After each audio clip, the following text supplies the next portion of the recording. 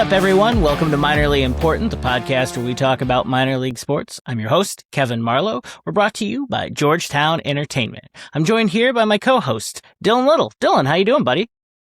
Hey, man, I can't complain. Had the day off today, actually. Went to a concert last night.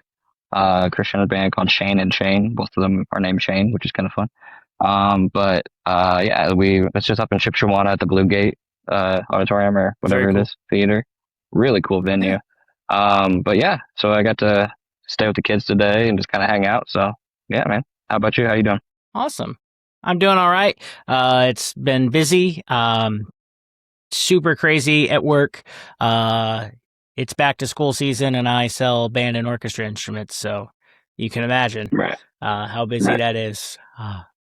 We're also joined by Colin Scholl. Colin, how are you doing, buddy? Hey, man, I'm just glad to be back out here with the guys. It's been a hot second, but a lot has been happening here lately. I got a new job. So, and then one of my cars decided to take a poop, so I had to get another car. And then we had to have the fire department out here on Wednesday night, so that was fun too. Electrical issues, so everything's good, great, grand, and wonderful on that end. But just a lot happening. I'm just glad to be back out here with the boys. So. Awesome. And then we are also joined here by our special guest, Justin Cohn, who is the Director of Communications for Fort Wayne Football Club. Justin, how you doing tonight, man?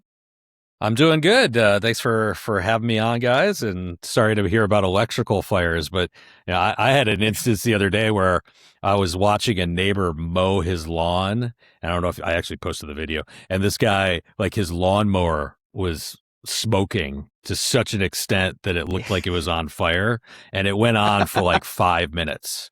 And dang, with my toe firmly dipped in the waters of social media, I'm sitting there and I have like one of these moments. Am I supposed to like go run out there and warn him, or am I supposed to sit there and make sure that I'm shooting it just in case he explodes? So I feel like me 15 years ago would have ran out there, but me today, as the oldest social media manager in America, I sat there and I took video for like 5-10 minutes. So not to give you a tangent, but this is the world I'm in. Love it. So in the back of your mind, you're just like, he'll be fine. It'll be fine.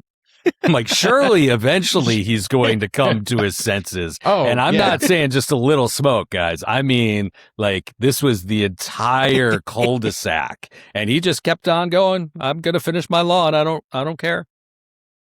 It's either going to burn up from the explosion. I'm a little bit afraid that he's going to see this video and like get mad at me, but I'm also going to be like, dude, be your smarter. Lawnmower was smoking. Awesome. All right. Well, hey, Justin, how did you get to this point? Because you wear many hats at Fort Wayne FC. You were telling us before we started recording, and you also used to be a journalist and cover minor league sports. What was your journey like, and how did you get to where you're at right now?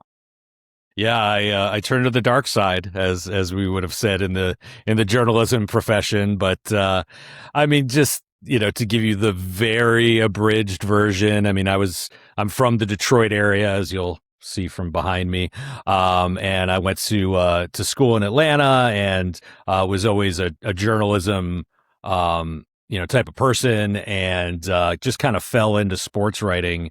And this is 1997, so you guys probably weren't even born. I wasn't. 3. Yeah, well, so there's a whole story how I wound up in Fort Wayne. Like, it was a job interview, a job that I was kind of interested in.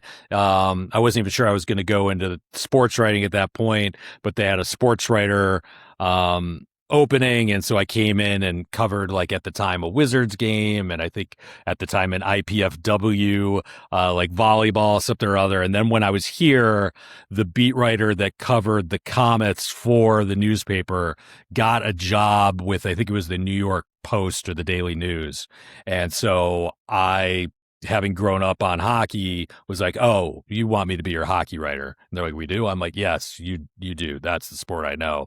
And so they let me stay for an extra couple days and hired me. And then I ended up being there for 27, 28 years, covered hockey the whole time, covered golf the whole time because that was a sport I played at a high level, and then spent about 11 years covering the NFL as well. And so did a lot of different things, but all that leads up to Fort Wayne Football Club, in that while I was covering the Comets, of course, I worked pretty closely with Scott Sproat, who was very high up with the Comets at that time, a co-owner. I'm forgetting his title at that time. So we got to be friendly through the years, and we had always sort of talked about doing something together, on this side of things. And he got this great opportunity with Fort Wayne FC to become the COO, and I was, if not his first hire, then one of his first two hires. So that's been, that was November of 2024. So we're talking, over a year and a half later. And it's been wild, because in that year and a half, I came in, and like the early days, one of the first things I did was when we announced we were moving from what we called pre-professional soccer to professional soccer. So I dealt with moving to professional soccer, an entire season at USL League Two, playing at St. Francis. We had a rebrand where we changed our identity and our colors and our crest and all of that. And then moving to the league, and, everybody's trying to figure out how this works at this level. The construction and the opening of a new stadium, the reveal of a mascot. It goes on and on. It's like just absolutely insane, the amount of things that we have done in, just the 19 months since I've been there. It's crazy. Some teams, they do one of those things in a year, to be so knee deep in it. I know I've gone on long, but, like you said, many hats. Like, a director of communications, media relations, webmaster, social media, all that stuff. So it's a lot of different hats for me. Awesome. Well, I have to ask, when we got you on, when we were talking about getting you on, I had this question kind of lined up. So, in the past, you were always trying to break the news on and get all the scoops. Have you used the fact that you learned to do that to guard against people breaking news before you want it to be released?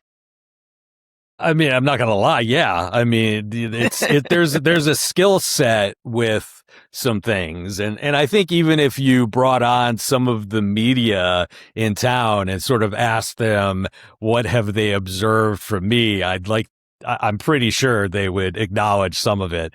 But it's not always as nefarious as you're making it sound. So, there's been instances. We had one just a couple weeks ago when we had our first player sale. And that was, something I knew about for a few days that was probably coming or possibly coming. But it was such a weird week, and his name was Lillian Recole, and he's playing at USL Championship now. Yeah. So it's a huge deal for a first year club to have a player sale. Yeah. And for it to be a near record for this type of movement. It's just one of the great things that we've done. So, I kind of knew it was coming, but it was such a weird week because he won player of the month that week. Okay. And there's these hilarious conspiracy theories out there that we somehow stacked the vote so that he could win player of the month because there is a fan component of that, and therefore drove up the price. I think that was one of my favorite social media things I saw. I'm like, wow, I wish I would have thought of that. That would have been cool. So anyway, so some media understandably wanted to come out and talk to him.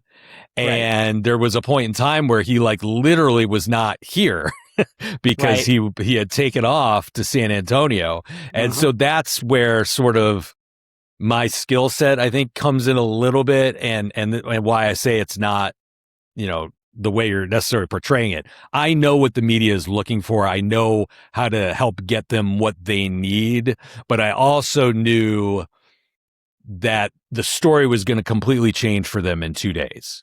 And if I didn't give them any warning or kind of set them up for success, they'd be mad at me. So I was able to kind of suggest along the way different paths of story ideas and things like that. So I love the media. I mean, the media is important for us. It's a huge part of our marketing. So, it doesn't do me any good to sort of play games to get them away from stories. Like, I need to protect us and what we're doing, but I also want to set everybody up for success as well. And the other thing I would say is, we've had a lot of announcements that we've made, and some of them on short notice. And it's important for us to give the media an opportunity to get to those events. And so I think my experience helps guide me a little bit in knowing the ideal times and ideal ways to get the media there. And frankly, you call in some favors sometimes. But hopefully if I call in a favor, they're getting something out of it. Like I would never ask somebody to come out if I really thought there was no story for them. So I think we have a really good working relationship with all the media. And I think it helps that I know all those people that are still working in it here. Yeah. Yeah. No, I didn't mean to make it sound nefarious. I was just saying, because like sometimes it's not all media people, and especially like the local ones, but like it's a race to try to see who can drop the news first. And I know that some of it's having to guard against like making sure that it's released when you guys want it to, but it also probably helps, since you know them, that like they respect you to kind of help you out on that end, and you guys work together. Yeah, I mean, there's been, we went through all just some of the list of news that we've had. I mean, there's definitely been instances where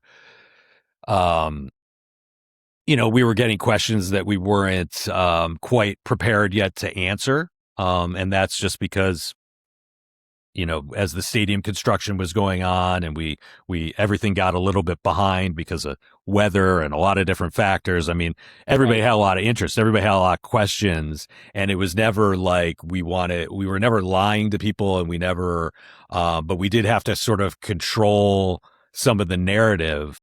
And that was really just because things were changing so often. You know what I mean? Like, so I think there was a period of time where the media was probably very frustrated with us in June, because there was a lot of questions about how's the stadium going to change between now and July 4th.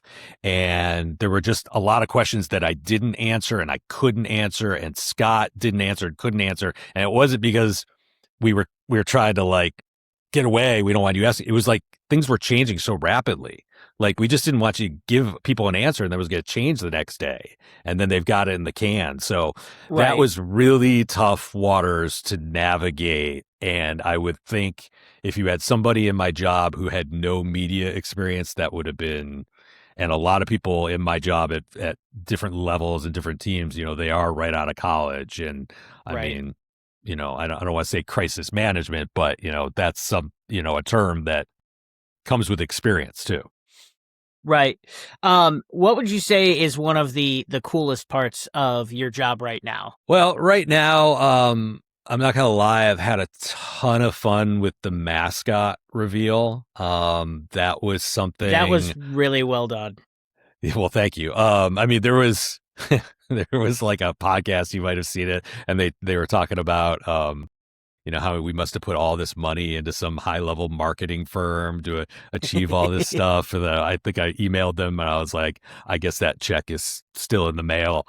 So, I mean, I had some part in the evolution of the mascot, just some input into it, but really where it landed for me was on the entire reveal. And like, everybody else was really busy with other stuff.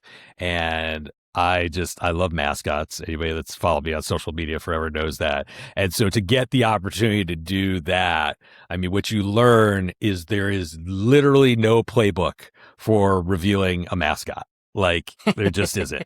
And so you can do whatever you want. And so we just spent a lot of time like keeping it secret. That was a big deal, like not letting anybody know, and people had their guesses, and I understand why some people's feelings were for some things, but it was just not going to happen.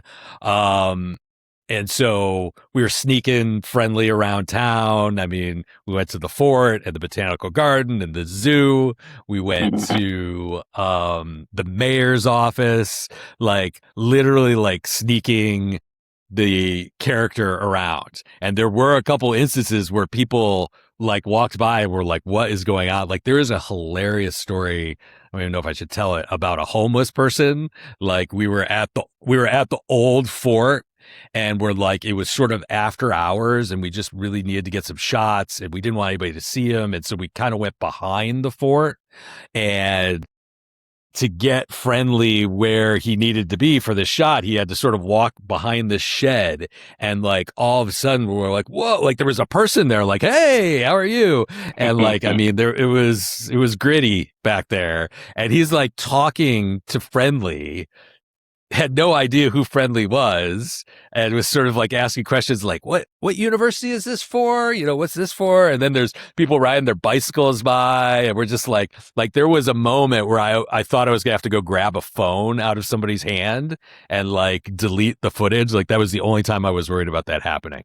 So anyway, we had all sorts of videos and teasers, and we've got a great media team, and I think we did probably about 3.5 weeks of buildup. And it's so funny because I was auditing every little grain of every clip to make sure, like, oh, am I showing too much? And like, I literally, the first thing that we posted, I was petrified that I was showing too much and that people were going to figure it out immediately that it was a gorilla. And that didn't happen. Like, I feel like this went on for weeks and people were excited and they were confused and they didn't really know what it was and they had some guesses. And I saw maybe 2 people that ran it through AI to be party poopers and tried to figure it out. But so that was a lot of fun. And then since we've unveiled Friendly, which has been an unqualified hit as far as I'm concerned, now you get to run the social media accounts, and which hasn't always been easy because of the weather. But I mean, there's just been a world of content and like just things like that. So that's something that I do that probably people don't think about, that I'm just having a blast with right now, is mascot stuff and just anything like that. The fact that you guys carried him out in a crate and had him jump out, that was very, very cool. And you did a great job of like the teasers and where you did it, like the silhouette of him in the tunnel at the zoo. Did you guys have to do that after hours, I assume, so there was nobody there? Yeah, I mean, we've got somebody great who works with our staff named Casey Taxi, who's our chief revenue officer. And she reached out to the zoo and they invited us out, like right after hours. So it was still light out, but it was really cool because we had the zoo to ourselves, basically. But you know, stuff that people don't think about, like you do have to worry about the voice of this. So like at that point, you know, in the zoo, and we talked to him, like there was some thought, okay, do we have like a story that Friendly, you know, escaped from the zoo or something like that? And I knew it before I even finished the question. They were going to be like, nah, we can't have anything like that. So, you know, so the storytelling became something different, you know, that he was visiting the zoo and you know, checking out some of the friends and things like that. So, but yeah, like you have to be really careful with that stuff. And even going to the mayor's office, like you don't want to politicize anything. Right.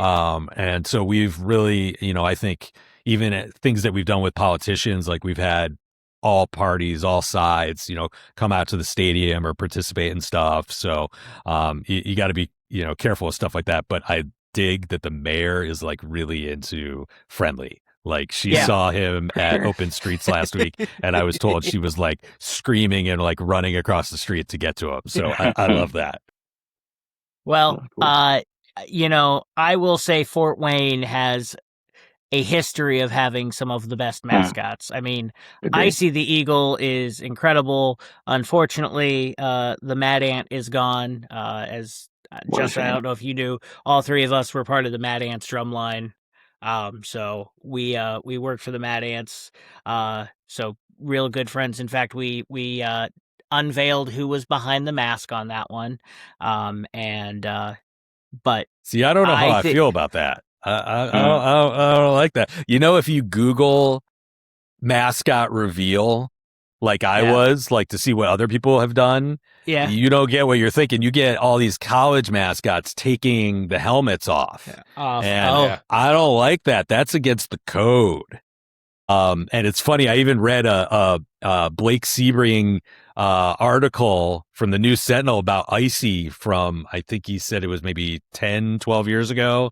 And they were doing this whole article like they were so uncomfortable. They wouldn't identify themselves. Like they barely even admitted that there was characters in there. So I didn't mean to cut you off, but yes, I mean, I covered the Man Ants too. I mean, I mean, one of my favorite moments is still, I mean, I keep you all night with stories, but one of my favorite moments what we're here for. was when they finally got to the finals, the year they won. And I was sitting courtside, and I used to talk with Connor Henry like during the game. Like he would turn around like when he was mad. Anyway, he turned around at one point in the finals that they won, and he's like, Justin, these guys are expletive. Can you get in here and give me a few minutes? And I'm like, get up, and I like start walking around like during the finals. Like I just thought that was the funniest thing that I could talk to the coach while the game was going on. I loved that seat, and I was so mad when the Pacers bought the Man Ants and like in year 2 said I couldn't sit courtside anymore, that I was no longer important enough to sit courtside. I was so dumb. Oh yeah, you want to get me started on something? But anyway, yeah. So yes, Mad Ants connections. You sound almost as mad as we were when the Mad Ants played at Trine, and then the ref threatened to kick us out, aka the drumline. Oh, I do sort of remember that. Yeah. Yeah. Weird day. Yeah, I had glanced over the rules and made sure that we were within rules after that game. Tim and I both went through the G League rulebook and went cover to cover, and this is before AI where you could have it read and tell it what you were doing. Like, we went through everything, and about 2 games later, one of the officials from that crew were in charge of one of the next games at the Coliseum, walked over to Steve and goes, like, points over and does the drumming motion, and Steve says something, and I'm like, great, we're getting kicked out again. I walked over to Steve, and I'm like, is he gonna kick us out? And he goes, no, I told him that you read the rule book and that you're within the rules. And he goes, okay. What was their rationale or thinking? That part I don't remember. Was it you can't have a drum line or too many people, or? No, it was that we were playing actual music. You can only play like rhythmic stuff. And that we were playing actual songs is what the ref told me verbatim. And I'm like, we have drums. All we can do is play rhythms. Like, please tell me, what song is this? I guarantee you can't tell what song this is. And the only time we would do any of that stuff is when, like, we did the little, like, Mario, the da-da-da-da-da-da, and that was during our after we hit our free throws before the ball was in motion. So, like... I see. Yeah. I mean, I remember there being some drama, but it's coming back to me now. Yeah. That stupid coach. I was threatened to be ejected. I was threatened to be ejected from the game. We did not let that coach have a good time the next time he was in the Coliseum when the refs were in our favor at that point. He was not happy. Well, it's funny because you talk about some things like on this side of the job opposed to when I was in the media.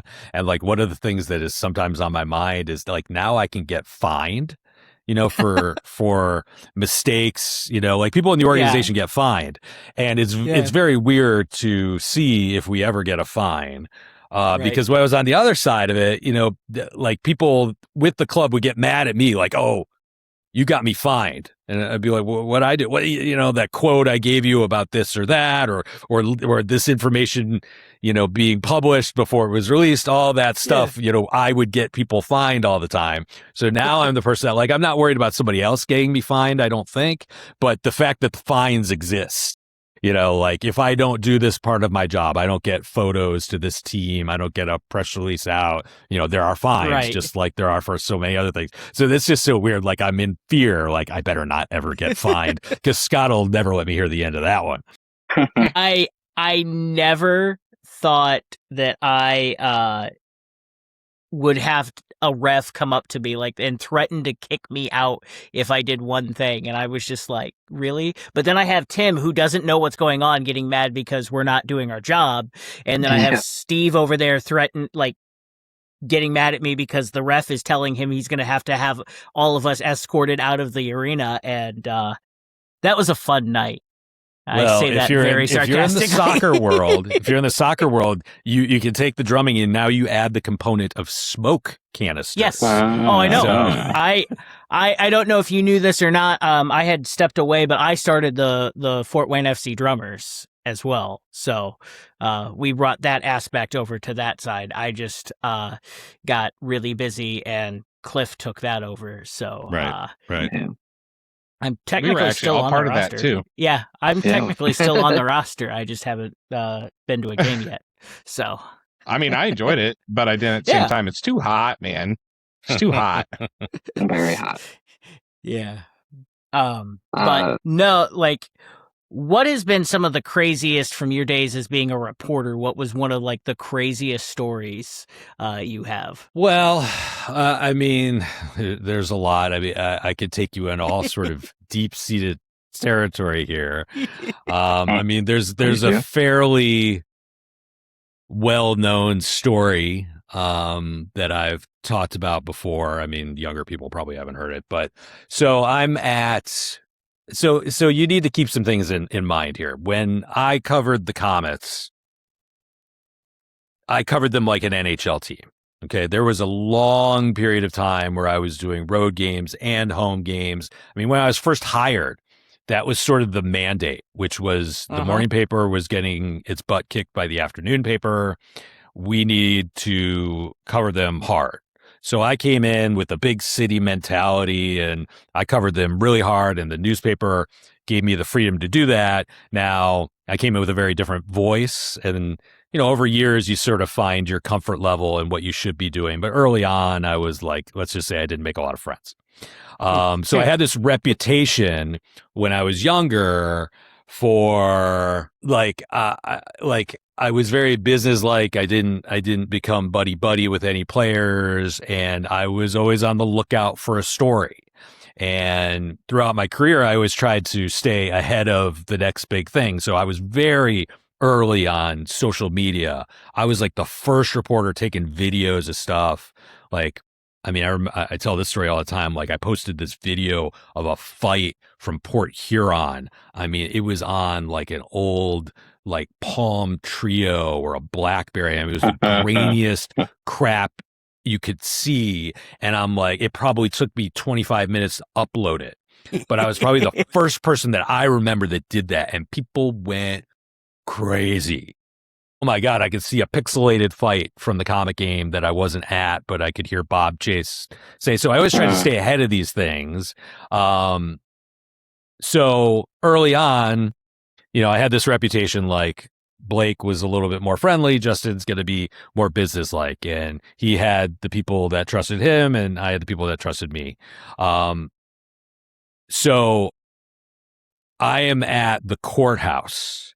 Like, I think I was paying a parking ticket or something for my wife. It's just something wasn't a big random deal.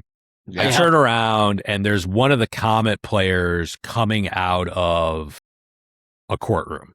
So of course I'm like, what's he doing here? We would have found out anyway, because we had a police blotter, we had a courthouse reporter at that time. I mean, we would have found out in a number of days, but I saw him there, so it accelerated the process. We tracked down the police report, yada, yada, yada. It turns out it was a DUI. We report it, and it's, I think, a Wednesday. And on Thursday, the Comets trade the player. So the optics were such that because I reported that this guy got a DUI, that's why they traded him. The truth was they were trading him anyway. This happened. This was already set in stone. It was just bad timing. I had no idea they were trading him. If I had known, I wouldn't have run the story. So then they play at home on, I think, a Friday. And I think this is 2004. And I show up and I'm not in the building like 2 minutes before it is made very clear to me the players are out for blood. Like, you may not make it out of this building alive. And that happened a few times, but this was the worst one. So I'm like, sort of like, admittedly, like sweating bullets kind of that night. Like, what do I do? And so Blake Sebring gave me incredibly good advice because I asked his opinion, and he said, you know what I would do? I would go to the locker room and talk to the players instead of going to the coach's press conference. I kind of took it a step further. And so I skipped the press conference. I go into the locker room. I grab the captain and I called the players only closed door meeting. To my knowledge, I'm the only reporter who's ever done that. And so I stood in the middle of this locker room with a group of sweaty, tired, off hockey players. And I said, guys, let me explain to you my side of the story. And then I will answer any questions that you have. And let's just hash it out. And I gave them the abridged version, which is, guys, we cover you like you're an NHL team. That's part of playing for the Comets. You sign on for it when you come here. It's part of their recruiting pitch. You come here, you're going to get a lot of media coverage, 2 newspapers at that time, all that stuff, so you are treated to a bit different standard here. You're public figures. That's basically what I said. And then I said, look, I have nothing to do with being traded, but when news comes to me, that's when I'm going to report it, et cetera, et cetera. So the players asked questions, how did this happen? How did you find out about it? Why did you choose to do it today? Aren't you ruining this guy's life? And, all that stuff. And so, it was like a 15-minute meeting. And then I walked out and I heard one of the players say something like, I don't know if I agree with him, but that took a lot of, cojones. Yeah. So, I mean, there were some crazy instances like that. But I mean, that's a story that, people talk about a lot. Like even today, like, did you really call a players only me? I'm like, yeah, I did. So I don't know. That's one for you. That's fantastic. So with the I almost said call up, but it's a player sale. Like, how did that all go down? Like, how did San Antonio call you guys, and how long did the process take? Did the player get asked at all if he wanted to? Did he have a say in it? And yeah, I can't give you a lot of great answers on that because I just honestly don't know. What I can tell you is there's always been a discussion with our organization as to what do we want to be. So, in other words, are we all about winning and trying to win year one? Or are we building something long term? Are we trying to have an academy? Are we trying to become a selling team? Okay. So that discussion was had years ago. And the decision was made, no, we're going to build the team a certain way. And we have the youngest team in the league, and we've also been very successful.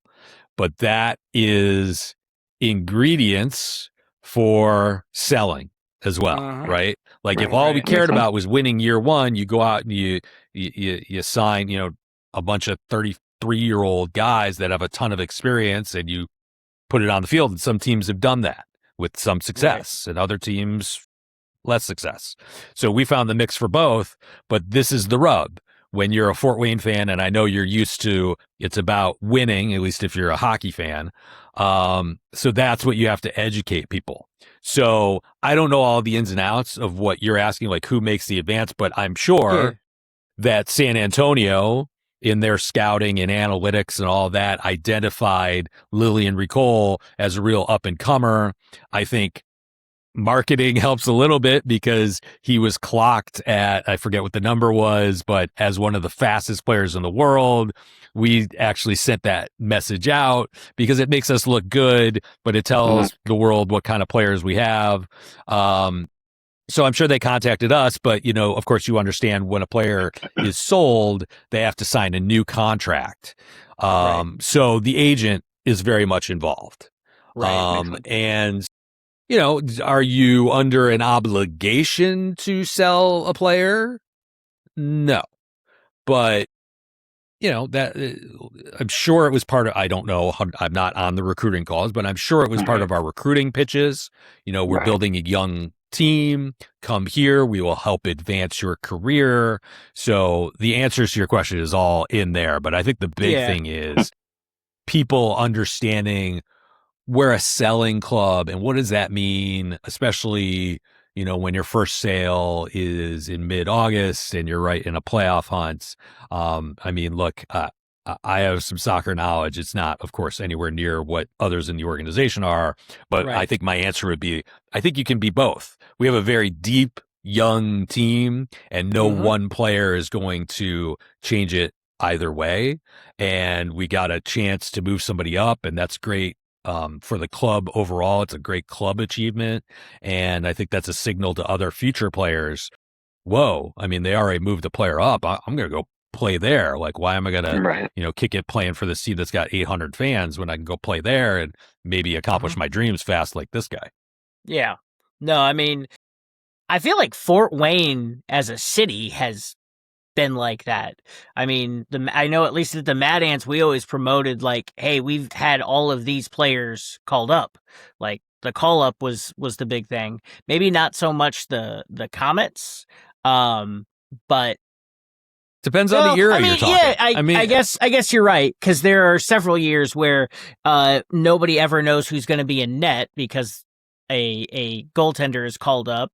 I mean, I would argue the Comets haven't had, I mean, look, we can go down hockey for a while, but I mean, the Comets haven't had the best affiliations until the most recent one. So it is a little unfair to judge them on their entirety of their track record. But I actually think they've done really well. If you sat down and looked at the players that came through here for ECHL and then ended up, you know, make it to the NHL when you throw COVID in there, which screwed everything up. I actually think they've done pretty well. As much as I might besmirch the Mad Ants, as much as I got sick of this as their marketing, you know, there is some truth in that they were, in a manner of speaking, the highest level of sports, just in that they were one step away from the NBA. Now, it's not as simple as that because of the way, I mean, somebody asked me today, you know, where we compare to the Comets and the Tin Caps in terms of who's at a higher level. And it's a really interesting argument if you think about it, because there are soccer people who think we're way above them. So there are arguments to be had there. I'm not saying I agree with that. So I think everybody's done well developmentally. I mean, I actually thought the Mad Ants didn't do that well developing players. I mean, who are you hanging your hat on there? I mean, the biggest players they've had was TJ Leaf, Goga Batadze, Alize Johnson, and there's one more that I can't think of. Yeah, I mean, but then you got a world of like Edmund Sumners. Yeah. But I'm just saying, like, you know, if you play 4 or 5 games there, I mean, I always found the Pacers vastly underutilized the Mad Ants. Like it was crazy how underutilized they were. That was my feeling covering them. I mean, and before the Pacers, I mean, it was, you know, they had like 14 teams as their affiliates at one point, but yeah. I don't know, but the Tin Caps, there's no question. Oh, I mean, look who's come through there. But the systems are so different, so it's really hard to compare. But I think the Comets have done really well in developing players, because really, are you developing them for the NHL, or are you developing for the next level? It's the same with us. Are we developing them for USL Championship, or is it something else? Right. Is it the eventual first tier that we're going to have? Is it MLS? Is it European? I mean, lo and behold, the year that we, Kevin and I went to my bachelor party, in Columbus, we watched the Blue Jackets play the Red Wings, and they ended up winning. Lo and behold, there was a goaltender that played for the Comets, that played for Columbus that night, and they started him. And I can't remember what his name was. Do you remember, Kevin? Don't off the top of my head. There was. Columbus. Oh, was it? How long ago was this? 2023 years ago? 3 or 4? 2023. So, Spencer Martin? Was it Spencer Martin? Yeah, Spencer Martin. Yeah, yep. it was. Yep. Which is funny, because he's a really interesting cat. Like, he was not here very long, but some would argue Spencer Martin, like, changed the game for the entire organization in terms of affiliations. Because I think it was him. There was a huge argument over who do we play in the playoffs. Do we play Spencer Martin, or do we play, I don't remember whether it was maybe Pat Nagel then? Tim Hahn, not Tim Hahn, but was it? He just retired. Was it Hauser? Michael Hauser. Yeah, okay. I think it was. So Hauser. if it was Hauser, if it wasn't Spencer Martin, it happened with somebody else. But right around that time, like, that was the debate. Like, okay, you're in the playoffs and you have a must-win game. Do you play your guy, the one most likely to win, or do you play the prospect because you have an affiliation and they would want him to play because it's valuable experience? And that's one of the reasons, I mean, hockey's so interesting when it comes to this. So that whole thing broke apart the Colorado affiliation. If I'm remembering the right guy. I feel like Colorado was calling all the shots with the Comets roster when they were, in mutual agreement. I feel like that's what was happening half the time. I mean, generally, in my experience, the Comets did what they needed to do. Like, we're going to make the decision here, as they probably should, but that's why those affiliations kept changing. Like, that was one of the components of it, was they couldn't agree. So if they were playing the guy the NHL team wanted, they would have just stayed together. So, I mean, there were so many teams through the years, like Arizona and like Anaheim. Were we Buffalo at one point? Did we work with Buffalo at one point? No, Buffalo was with Cincinnati for like the longest time, as I recall. Okay. Because I remember Michael Hauser being a Buffalo prospect, and the same thing with Sean Sadlowski too. So that I instantly thought, oh, we must be working with Buffalo for the time being. I still remember, like, I don't know why I remember this well, but I remember like Sean Sadlowski coming.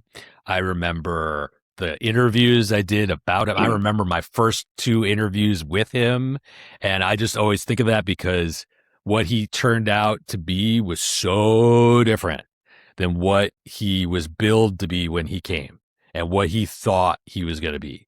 And that's why he never ascended. Like, Buffalo tried to make him into a defensive forward was what happened. Like, they gave up on him as an offensive guy. They thought he was a defense agitator, that type of guy. And when he came here, like, you could tell, like, he had lost all offensive confidence. And it was like, okay, is this what I am now? I'm being relegated to, Fort Wayne and the ECHL as a third line forward. Is that what's going to happen here? And that, man, he just turned it on that year, and it was like he was rejuvenated. But for whatever reason, I always remembered just those early conversations I had with him when he arrived.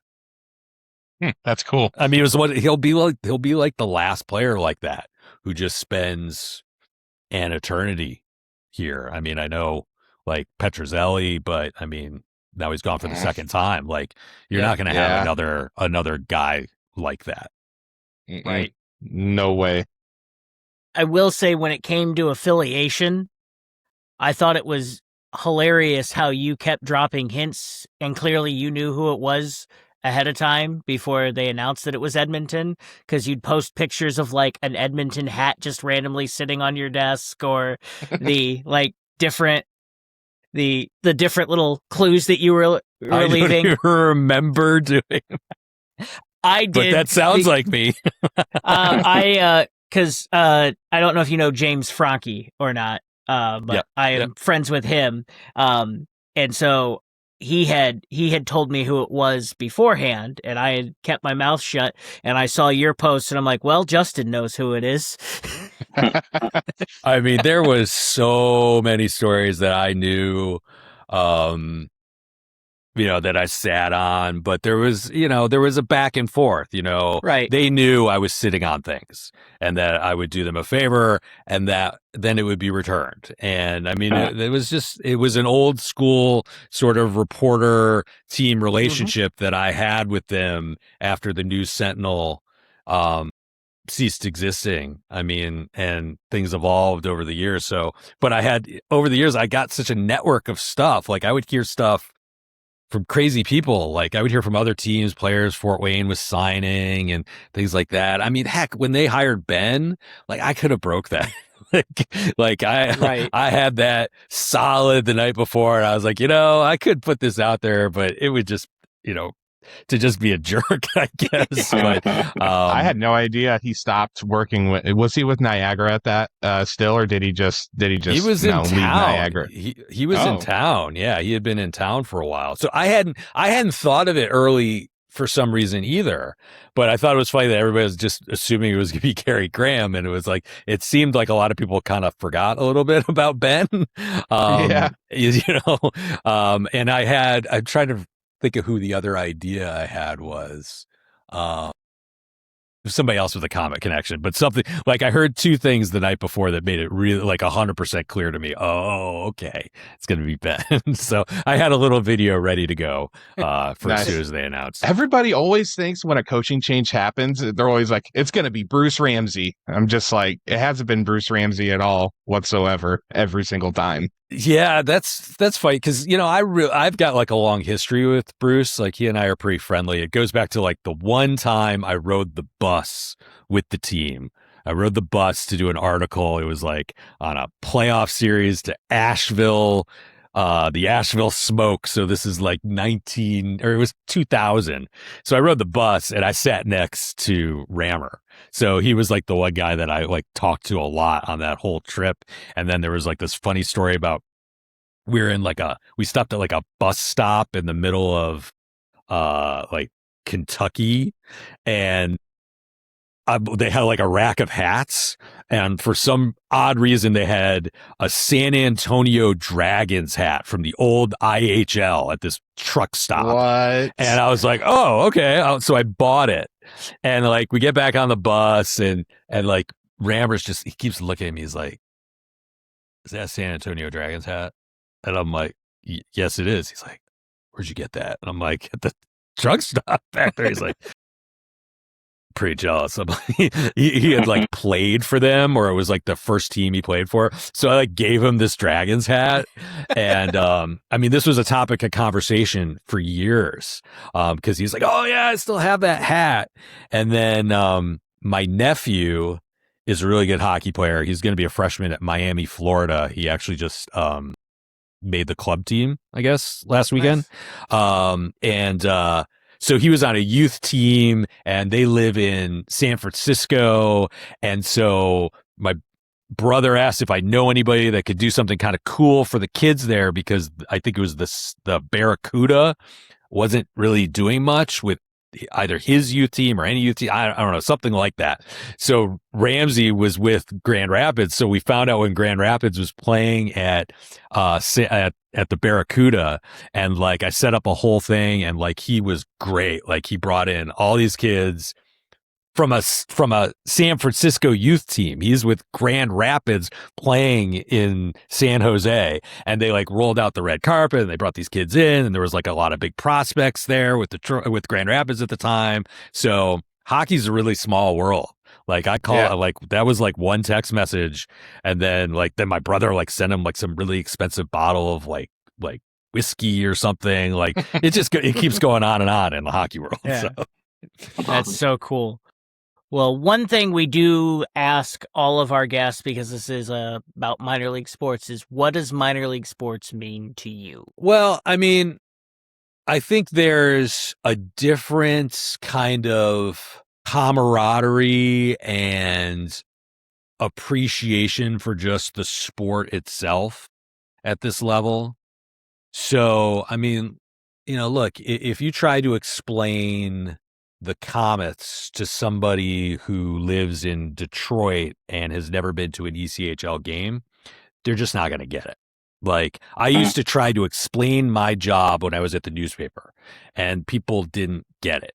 And it probably cost me jobs. I'm 100% positive it cost me jobs, because I covered them like an NHL team, and I covered them the way Fort Wayne wanted them covered, which is a big deal. And these guys are important to us, and they live in the community, and we know the equipment manager, and we know, and, I did this for 3 decades. But when you send it to a newspaper in a big city, they're like, what the hell is this? It's ECHL. Like, they didn't even read the writing at a period of time. You knew they were just throwing it out. Okay. So to me, it's almost the same with fans in big cities. Like, you can try and explain it to them and maybe they'll get it. But when you live in one of these minor league cities, it hits different, right? And whether you're a Tin Cap fan, whether you're a Comet fan, whether you're a Fort Wayne FC fan. And then now I'm in the soccer world, okay? And people ask me a lot, like, okay, what's different about it? And it hits different too. So, like, there's just a different level of ways that people interact with each other. You shake everybody's hand in the soccer world, okay? I mean, I've told this story before. Last year, we're playing at St. Francis. The players are walking in at one end of the football field. I am at the complete other end of the football field. These guys are walking in one by one, and they come all the way down the track just to say hello, shake my hand, and they go all the way back where they came from to go into the locker room, because that's what you do. Okay. And these were young guys, and they're showing respect to an elder, however you want to put it, but everybody shakes hands all the time. And it takes some getting used to. I mean, soccer is very much a family sport for me. It's not what I played at a high level, but until you are knee deep in it, like, you don't really get some of the things. Now, there are other things that we've done and will continue to do that are a little against the grain, because we're playing to Fort Wayne. We're not just playing to hardcore soccer fans, and we could have a whole long conversation about that. But when you're in the soccer world at this level, I mean, supporters groups, I mean, look how much time our supporters group, it's not huge yet, but look how much time they spend and how much commitment. I mean, even if it's just you're a member of the group and I'm just going to go to the watch parties, okay? I mean, that's 17 matches, 18 nights out of your schedule, mostly on a weekend, that you're going to commit to going someplace to watch your team. There's supposed to be a charitable component. They were collecting money to benefit people in Spokane with the wildfires. If your supporters group is 5, couple hundred, thousands, I mean, that's a lot of time and investment. So, I just think minor league sports, or however you want to put it, third division sports, I mean, it's just as a different level of meaningfulness. It doesn't mean it's more meaningful or less meaningful. It's just different how you experience it. And like, I'm a Red Wings season ticket holder. Lucky. I feel so different when I go to their games than when I go to the Comet games. I don't know how to explain it. There's just a totally different feeling as to what's involved and how I enjoy that experience and what I expect when I go and what I expect in return for my dollars. Like the Red Wings, it's almost like a business transaction for me. Like, if they don't start winning, I'm like, what the heck am I continually giving you our family's money for 66 years for? If the Comets don't win, I mean, I'm not saying the money is different, but because it's different for everybody, but it's just a different vibe for me. Of course, now I want them to win, but I mean, it just hits different. It's hard to verbalize. It does. Like you can go to a Comets game and they lose and you be like, well, we'll get them next time. There's a game tomorrow. Yada, yada, yada. I don't know. It just seems extra for NHL games because I've been at Little Caesars Arena and they lost and I'm just like, oh, I drove all this way. I spent all this money, but I don't know. It just hits different. Like you said, it definitely hits different. I mean, I guess it's got to be the cost, but, I hate to say that because, there are some people that put their entire savings into the Comets. Season tickets, jerseys, and all that parking stuff. Yeah. So, but I don't know. Don't get me started with parking. Maybe it's because at this level, you have such a better chance of getting to know the players, to getting to know the owners, to getting to know the people. Like you have some voice in the organizations. Like, I feel like I hear and see almost everything that people are saying about us. Like that's different. Like if people are unhappy, I'm going to hear about it. I'm going to know it. I'm going to feel it. I mean, do you think the person in my job for the New York Yankees really has his finger on the pulse of what the fans are feeling? I don't know. So maybe that's what it is. Maybe it's just everybody's close connection. Yeah. No, I mean, the other thing like that we've talked about is that when you work in these organizations, it doesn't matter whether you're a ticket taker, the chief operating officer, the team president, like it feels like everybody knows everybody and wears many different hats and helps each other out. Like there were several times where Chris Taylor would come to me and be like, "Hey Kev, ball boys aren't here. Can you take shots or take rebounds for Steph while he's shooting?" And like I got to know several of the players really well, and their coaching staff, when they weren't doing anything, would help us move drums. And it's I feel like that happens in every aspect. And like at Fort Wayne FC, like that's happened plenty of times. Like people just all help each other out, and it's one big family, and everybody knows who everybody, everyone. And that's what I love about minor league sports is that family aspect, especially when it comes to the staff of those teams. I mean, you should have seen like, I mean, they're still doing it. Like there were periods of time, like everybody on our staff, not me because I'm injured, but almost everybody on our staff was like literally building furniture. Like, if you would have seen the stuff that our organization, the people behind the scenes were doing to make sure that we could open our doors, and like there were people that were justifiably, questioning some things early on because we opened while we were still under construction. But we could have done what other teams did. I mean, there were 2 teams in the league that didn't play this year. So we went a different way, but I mean, we had people building furniture. I mean, staying all hours. I think we had people that slept at the stadium, and I'm not talking about like low level people. I mean, like, the front office staff and bringing in their spouses and whatnot. So, I mean, does that stuff happen at the big leagues? I don't know. I mean, I don't know. I'm sure there's instances of it. But yeah, it's definitely different when you're working. I mean, and we are one of the, if not the smallest staff in the entire league too. So with the biggest stadium.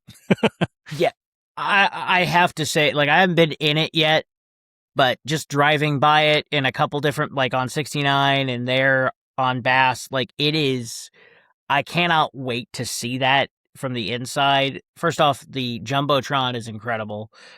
The bar underneath that is freaking awesome. Like the pictures I've seen, and it looks like something out of Europe. Like, I mean, it's well designed, it's well built, it's a fantastic looking stadium, and it's not even done yet. Like, that's the crazy thing.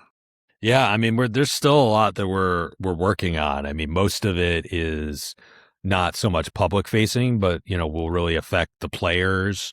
Like the locker room, and we're still working on a VIP club area. But I mean, so we're mostly done.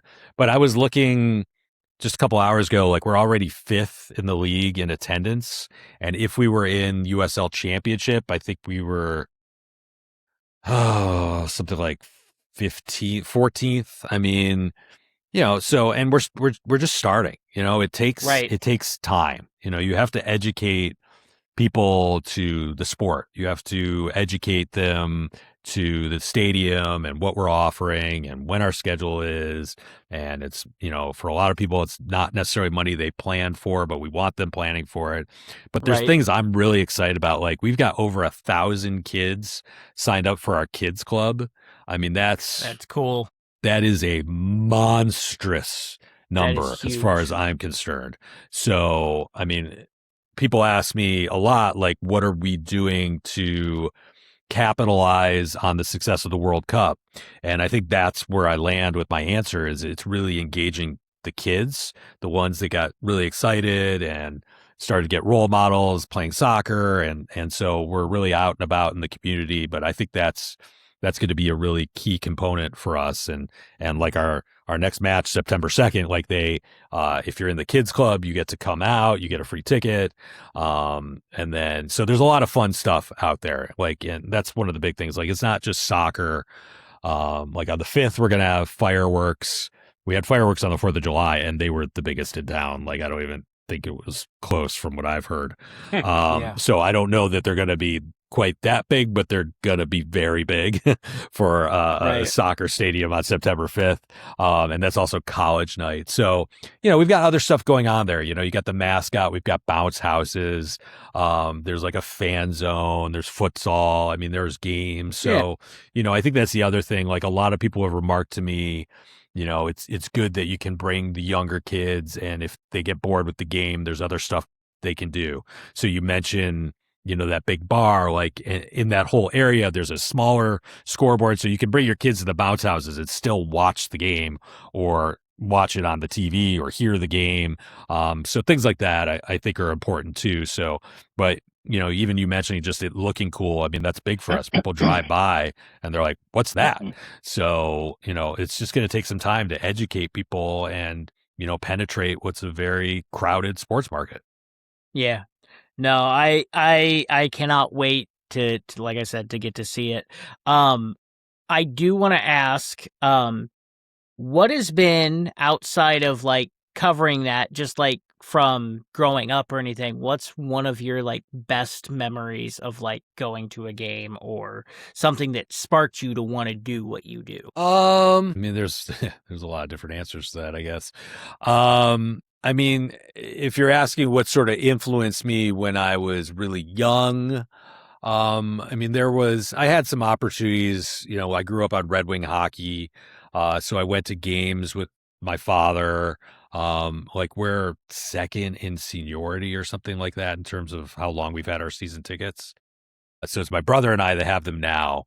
But growing up, I mean, it was like either I would go with my father or my brother would go with my father. And I mean, this is, the big memories for me are like late 80s, like Bob Probert era, early 90s. I'm a huge Steve Yzerman fan. So somewhere back in that corner, I have a stick that he broke on a penalty shot when I was probably 11 years old, and a cop brought me like down to the locker room, and like we retrieved the stick and the whole thing. So all that leads me to, Steve Yzerman was sort of my idol. And at that time in Detroit, there was a very famous sports writer named Mitch Albom who wrote Tuesdays with Morries and, became probably one of the 5 most famous sports reporters in the land for a while. So I had an opportunity to kind of meet him. He came to, it was either my school or Temple or something like that, and got to ask him some questions about hockey. And he talked a lot about how hockey players were his favorite. He told some sort of funny stories about, there was one about Yzerman apologizing to a female photographer who was in between the penalty boxes because he had been using profane language out on the ice. Like, so he skated over and apologized for his language. So stuff like that. And then there was, even though we had season tickets, the Red Wings had like a high school sports writer contest. So I went to this and I got to go to a practice, I think it was, and you got to interview a couple guys. I don't even know if we interviewed people, but you wrote something. And so I finished second in this contest. Like, it was from kids all around the state. So even though what I won was 2 nosebleed seats and our seats were like center ice, lower bowl, I had to go sit in my seats. So I think that was an early moment where I was like, okay, I could do this if I wanted to, but I never really got that interested in sports as writing anyway, until really after college. But so those kind of memories, just growing up on Red Wing hockey and being able to mix some journalism in there. I mean, that's probably where I land first for the answer to your question. Cool. All right. Well, we are about out of time. We do close with a closing question. And tonight's closing question is, if you could hold, we've all worked in minor league sports, if you could hold a job that you didn't have, what would it be? And Dylan, we'll start with you. Start with me. Like, just in minor league sports? Yeah. Yeah. I mean, I guess we could go any job in sports. What would you do outside of what you've done already? I guess, I don't know. And playing's not an option. Right. The and whatever, not being known who the mascot is, I think would be pretty cool, just to jump around and be silly and, have that, it'd be kind of fun, I think. So yeah, Colin, that'd be my answer. What about you? You already know I'm just going to be just straight up and blunt about it, but obviously drumline, bring it back. No, Colin, it can't be the job you had. Oh, it can't be the job we had. Yeah. Okay. I want to be secure. I want to work security.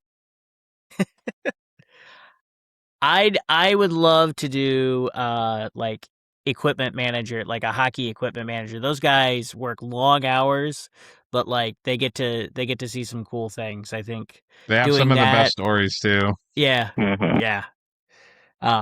All right, Justin, what about you? I mean, I feel like we've talked too much about hockey tonight, but I mean, I'd be lying if I said I never thought about, with all my knowledge and experience and connections, could I not have put together a pretty good team? Like, could I have been a GM? And, there might have even been a small period of time where I thought maybe, like, I had some relationships with some people where I thought maybe there was a possibility somebody would bring me in to assist. But that never happened. So, I mean, I guess I still think about that. Like, boy, I think I could put together a pretty good team because I have a bit of a different way of thinking about it. So, that's still there. I could tell you my job in non-sports, though, not that you asked, but yeah, I mean, let's go ahead. I would love to do the social media for like a zoo or something like that. Like, that'd be cool. I would crush that. If you gave me a stable of like, Fort Wayne Zoo animals or someplace like that, some reptile gardens or something, and just make content and direct content to get people to go to that. I mean, that would be so much fun. I can't even tell you. I think about that all the time. Fort Wayne Zoo, I think you need to let Justin take over for a day. I think I run so many social media accounts, and it is a long-running joke that I'm the oldest social media manager in America. So I sort of lean into that. But I mean, I just think the people that get to do that, like, be the creators with the zoos and just be very educational, very safe. I don't like the ones that are not safe, but if you're very educational and fun, I love that. Like, you get the zoo handlers who teach you this and that, teach you about the animal, stuff that you don't know. I mean, I saw one yesterday, it was with a squid, and I was like, I had no idea squid had that. Like, it was anything like that would be great. That'd be cool. All right. Well, Justin, thanks again for coming on. Is there anybody that you would like to shout out? Anybody I'd like to shout out? Yeah, I will shout out to my brother Matthew out in California. He's a big podcast listener, so we'll see if we can get him to listen in to you guys. Sound great. All right. Well, Justin, thank you so much. We really appreciate you coming on. And until next time, Colin, what do we say? Cue the music. See you guys. Bye. See ya.